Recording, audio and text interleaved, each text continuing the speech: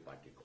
देखिए, सबसे पहले तो मैं हमारे प्रधानमंत्री आदरणीय नरेंद्र मोदी जी का उनका मैं धन्यवाद करूंगा, क्योंकि ये उनकी सोच, उनके विश्वास, लोगों का उनके प्रति विश्वास की ये जीत है। ये वो मोदी की गारंटी है जिस पे दिल्ली की जनता ने एक लंबे समय के बाद पुनः विश्वास करने का कार्य किया। और इसका कारण भी है जिस तरीके से प्रधानमंत्री जी के नेतृत्व में पिछले 10 सालों में देश ने नई ऊंचाइयां हासिल की। गठबंधन का सहयोगी होने के नाते मैं भी कई जगहों पर प्रचार के लिए हम लोग गए, और उस वक्त भी मैंने इन्हीं बातों को कहा था कि जहां एक तरफ देश नई ऊंचाइयां हासिल कर रहा है, तो वहीं दिल्ली की हालत बद से बदतर होती जा रही है। ऐसे में मुझे लगता है लोगों के लिए वो चयन करना कठिन नहीं था।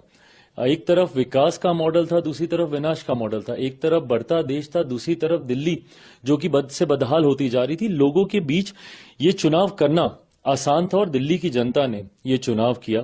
एक बड़ी आबादी दिल्ली में बिहार, यूपी से आने वाले लोगों की है। हम लोगों ने अपने अपने राज्यों में देखा है कि किस तरीके से डबल इंजन की सरकार का लाभ मिलता है।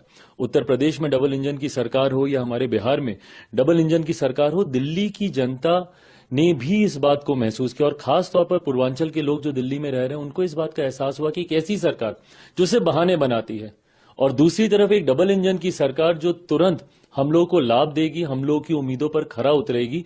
इस सोच के साथ उन्होंने प्रधानमंत्री जी की सोच वाली सरकार को दिल्ली में चुनने का काम किया। दिल्ली भारत की राजधानी है, और इस राजधानी का वो मान सम्मान बरकरार रहे, इसके लिए जरूरी था कि दिल्ली में इस बार भारतीय जनता पार्टी की सरकार आए।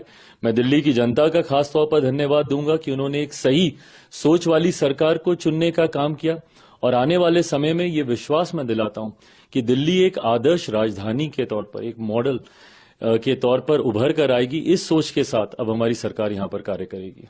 लेकिन आपने देखा कि दिल्ली के जो चुनाव का सबसे बड़ा चेहरा पूरी राजनीति को बदलने आए हैं, ये सब कहकर आए थे, वही चुनाव हार गए। देखिए, जब इसको आप कैसे देखते हैं? जब आप अपनी बातों में ही विरोधाभास रखते हैं, आपको क्यों दिल्ली की जनता ने नए होने के बावजूद, कोई राजनीतिक परिचय ना होने के बावजूद, दिल्ली के लोग क्यों आपके साथ जुड़े? वो सोच के साथ जुड़े जो कि अन्ना जी के द्वारा दी गई थी। आप भ्रष्टाचार के खिलाफ आए थे, आप सादगी की बात करते थे, आप अपने हाथ में उन भ्रष्ट नेताओं की लिस्ट लेकर घूमते थे जिन्होंने भ्रष्टाचार किया। आज आप ही उन घोटालों में लिप्त हो गए, आज आप ही जेल गए हैं भ्रष्टाचार के आरोपों में। भले वो शराब घोटाला हो, बस की खरीदी में होने वाला घोटाला हो, क्लिनिक्स में होने वाला घोटाला हो, अलग अलग विभागों में होने वाला घोटाला हो, आज उंगलियां आपके ऊपर उठने लग गई। जिस सादगी का आप परिचय देते थे, खुद आपने अपने लिए शीश महल बना लिया। दिल्ली में वही शीला दीक्षित जी उस वक्त होती थी जिनके आप एसी तक गिनने का काम करते थे, और आज आपने अपने लिए किस तरीके का शीश महल खड़ा किया, किस तरीके का आपने सिक्योरिटी कवर लिया, गाड़ियों के काफिले के साथ आप घूमने लग गए।